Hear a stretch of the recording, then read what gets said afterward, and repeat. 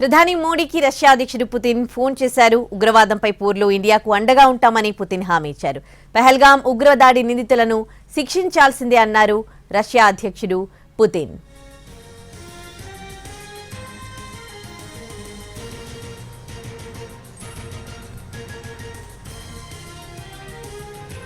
ప్రధాని మోడీకి రష్యా అధ్యక్షుడు పుతిన్ ఫోన్ చేశారు. ఫోన్లో మాట్లాడారు. ఉగ్రవాదానికి సంబంధించి పోరులో ఇండియాకు అండగా ఉంటామని అన్నారు పుతిన్.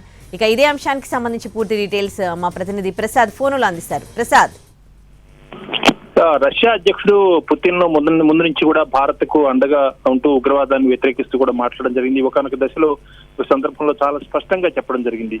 ఉగ్రవాదులు ఎవరైతే అమాయకులను ఈ రకంగా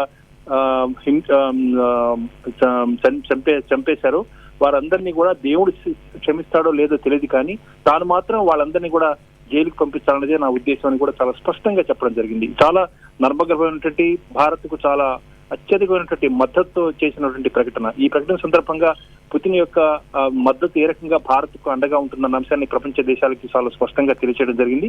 ఇప్పుడు పుతిన్ కూడా భారత ప్రధాని నరేంద్ర మోడీతో చాలా స్పష్టంగా మాట్లాడడం జరిగింది. ఉగ్రవాదాన్ని పూర్తి స్థాయిలో కూకటి వేళ్లతో సహా పికిలించాలి. అదేవిధంగా ఎవరైతే ఉగ్రవాదులను మద్దతుగా ఉన్నారో వారందరినీ కూడా న్యాయస్థానం ముందు నిలబెట్టాలి. ప్రపంచ దేశాల ముందు వారందరూ కూడా దోషులుగా, ఎవరైతే ఏ దేశాలైతే సమర్థించాయో ఆ దేశాలను కూడా ప్రపంచ దేశాల ముందు దోషిగా నిలబెట్టాలన్న అంశాన్ని కూడా చాలా స్పష్టంగా పుతిన్ చెప్పడం జరిగింది. పుతిన్ యొక్క ప్రకటన, అదేవిధంగా ప్రధానికి మోడీకి ఫోన్ చేయటంలో ఇవన్నీ కూడా భారత్ కు చాలా శక్తినిచ్చే అంశాలు. అదేవిధంగా భారత్ అంతర్జాతీయంగా మద్దతును కూడగొట్టుకునే విషయంలో పూర్తి స్థాయిలో సఫలీకృతమైందన్న అంశాన్ని కూడా పుతిన్ యొక్క ఫోన్ తో చాలా స్పష్టమవుతుంది.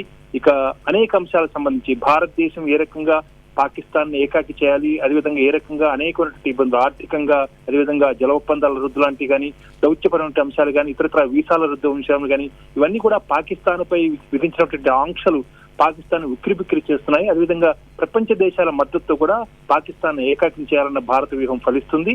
ఏ సందర్భంలో అయినా కానీ, ఏ క్షణంలో అయినా కానీ పాకిస్తాన్ పై సైనిక చర్యలు తీసుకునేందుకు భారత్ పూర్తి స్థాయిలో సన్నద్ధం అవుతుందన్న అంశం చాలా స్పష్టంగా జరుగుతున్నటువంటి పరిణామాలు, భారతదేశంలో వరుసగా జరుగుతున్నటువంటి భేటీలు కానీ ఇవన్నీ కూడా చాలా స్పష్టంగా తెలియజేస్తున్నాయి. భారత్ ఏ రకంగా పాకిస్తాన్ కి బుద్ధి చెప్తుంది అన్న అంశమే ఇక మనం వేచి చూడాల్సి ఉంది.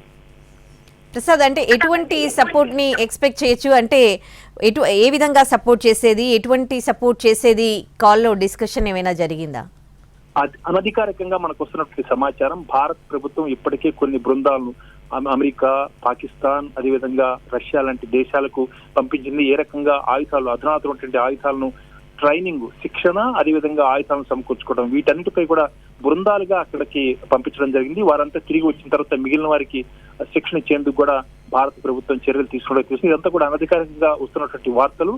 అయితే దీనిపై భారత్ ప్రభుత్వం ఖచ్చితంగా ఇలాంటి పని చేసేందుకు అవకాశం ఉన్న అంశం కూడా మనకు పరిస్థితులను చూస్తే తెలుస్తుంది. ఒక రకంగా దేశంలో ఉన్నటువంటి ఆయుధ కర్మాగారాలు, అదేవిధంగా డిఆర్డిఓ లాంటి సంస్థలు సుదీర్ఘ కాలంగా సెలవుల్లో ఉన్నటువంటి అధికారులు, ఉద్యోగులందరూ కూడా విధుల్లోకి రావాలని చెప్పి ఆదేశాలు జారీ చేయటం, కేవలం స్వల్పకాలిక సెలవులు తప్పితే మిగిలిన దీర్ఘకాలిక సెలవులను కూడా రద్దు చేయటం, ఆయుధ కర్మాగారాలు పూర్తి స్థాయిలో పనిచేయాలన్నటువంటి ఆదేశాలు కూడా జారీ చేయడంతో ఏ రకంగా ఆయుధాలను సమకూర్చుకోబోతుందన్న అంశం చాలా స్పష్టంగా తెలుస్తుంది. కాబట్టి జాతీయంగా ఆయుధాలను సమకూర్చుకోవటం, అదేవిధంగా అంతర్జాతీయంగా అధునాతనటువంటి ఆయుధాలను కూడా సమకూర్చుకోవాలన్న అంశంపై కూడా దృష్టి సారించి అమెరికా, భారత ప్రభుత్వం అడుగులు వేస్తుంది. ఇదే అంశానికి సంబంధించి పుతిన్ కూడా భారత్ కు పూర్తి స్థాయిలో తన యొక్క సంఘీభావాన్ని తెలియచేయడం, అదేవిధంగా తన మద్దతును కూడా తెలియచేయడంతో అన్ని రకాలుగా సహకారం అందిస్తామన్న అంశాన్ని కూడా ఈ సందర్భంగా ఫోన్ లో మాట్లాడుతూ భారత్ ప్రధాని మోడీకి పూర్తి స్థాయిలో ఒక భరోసా ఇచ్చినట్టుగా కూడా తెలుస్తుంది.